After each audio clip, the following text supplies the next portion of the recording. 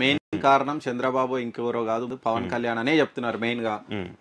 జన సైనికులు అయితే ఒక అదో ఉత్సాహము ఊపు మీద ఉన్నారు. ఎందుకంటే 21 వాళ్ళు ఇంకా 20 ఇచ్చినా సరే గెలిచే సిచ్యువేషన్ ఉండే జన సైనికులకి. కానీ తను ఎక్కడ నెగ్గాల కాదు ఎక్కడ తగ్గాలో ఇక యాంటీ వైసీపీ ఓటును చీలకుండా చేసినటువంటి దాంట్లో కీలక సూత్రధారి పవన్ కళ్యాణ్ అన్నటువంటిది ఇక్కడ కూడా కీలకమైనటువంటి పదవి డిప్యూటీ సీఎం తో పాటు హోం శాఖను పవన్ కళ్యాణ్ కి ఇస్తారని చెప్తున్నారు. కాకపోతే పవన్ కళ్యాణ్ ఒక విచిత్రమైనటువంటి కోరిక కోరిరు, నాకు హోం శాఖ కంటే ఎక్కువ ఇంట్రెస్ట్ ఆయనకు వ్యవసాయ శాఖ, హార్టికల్చర్ వీటి మీద ఎక్కువ ఇంట్రెస్ట్ ఉందంట. అదైతే బాగుంటది నాకు అంటున్నారు. కానీ సరే అది ఇవ్వకపోవచ్చు, ఎందుకంటే ఆయన కోరిక ఉండొచ్చు.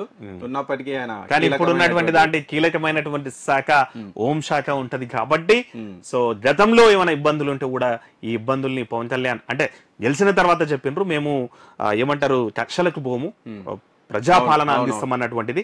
మరి వ్యవసాయ శాఖనే ఇస్తారా? ఎందుకంటే పవన్ కళ్యాణ్ మామిడి పనులు కూడా చాలా బాగుంటాయని ఇండస్ట్రీ వాళ్ళు చెప్తుంటారు. అంటే ఆయన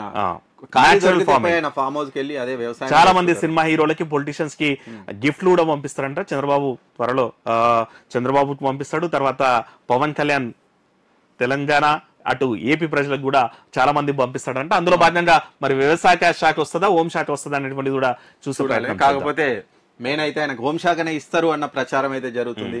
మరి ఇంకా ఆయన ఇస్తే హోంశాఖ ఇస్తా అంటే ఎవరు వద్దన్నారు. ఆయన ఇంట్రెస్ట్ మాత్రం అక్కడ ఉందంట. అదో పెద్ద ఎట్లా ఉంటది, ఇంకా చాలా సినిమాల్లో పోలీసు గబ్బర్ సింగ్ స్టైల్ ఉంటది కదా. సో అట్లా మరి చూద్దాం. శాఖ ఇక రఘురామ కృష్ణరాజుకు స్పీకర్ ఇస్తుండ్రా మాధవ్? అంటే గతంలో తననైతే ఏదైతే ఇబ్బంది పెట్టిండ్రో ఇప్పుడు ఉన్న 11 సీట్లలో కూడా జగన్ ఇబ్బంది పెట్టడానికే ఈయనకి RRR కి స్పీకర్ ఇస్తారన్నటువంటిది కూడా ఓ మాట అయితే వినిపిస్తోంది. అధ్యక్ష అదే ఇన్ని రోజులు సార్ అనాలి, అక్కడ ఆయన పైన కూర్చుంటాడు, జగన్ కింద కూర్చొని సార్ అనాలి. అదే అంటే జగన్ కు మానసికంగా అది చాలా ఇబ్బందికరమైనటువంటి పరిస్థితి. ఆ నేపథ్యంలోనే ఇస్తున్నారు అన్నటువంటిది అయితే టాక్. అవును. ఇక నెక్స్ట్ ఇక లోకేష్ ఫ్యూచర్ టీడీపీకి ఆశా కిరణం, భవిష్యత్తు ఆశాకిరణం, ఏపీకి ఆశాకిరణం, భవిష్యత్తు ఏమంటారు ఇంకా అన్ని జ్యోతులు అన్ని కూడా అన్ని. ఆయనకు మున్సిపల్ ఐటీ శాఖ గతంలో కూడా ఆయన అదే చేసిండు. సో ఇక మరొకసారి ఆయన నిరూపించుకోనికే ఇక ఐటీ ఇండస్ట్రీ కాస్త ఏపీలో కాస్త వీక్ అయింది కదా, దాన్ని మళ్ళీ తీసుకురావడం కానీ ఇక మున్సిపల్ పట్టణాలు అభివృద్ధి కానీ ఇక నెక్స్ట్ అమరావతి ఆయన చేతిలోకి వెళ్తాయి. అదే అందుకే ఆ నేపథ్యంలోనే ఎందుకంటే టీడీపీ ప్రతిపక్షంలో ఉన్నప్పుడు కూడా క్లైమ్ చేసింది అక్కడ ఏపీలో ఏ పట్టణాన్ని కూడా వైసీపీ అభివృద్ధి చేయలేదు అన్నటువంటిది మాట కూడా వాళ్ళు చేస్తుండే. దాంతో పాటు ఉద్యోగాలు కూడా రాలేదు, ఏ కంపెనీలు కూడా రాలేదు ఏపీకి అన్నటువంటి కూడా విమర్శలు చేస్తుండే. సో ఆ నేపథ్యంలోనే నారా లోకేష్ కి ఆ బాధ్యత ఇస్తే, ఎందుకంటే తనకి ఇంటర్నేషనల్ రిలేషన్స్ ఉన్నాయన్నట్టు వాళ్ళు చెప్తుంటారు.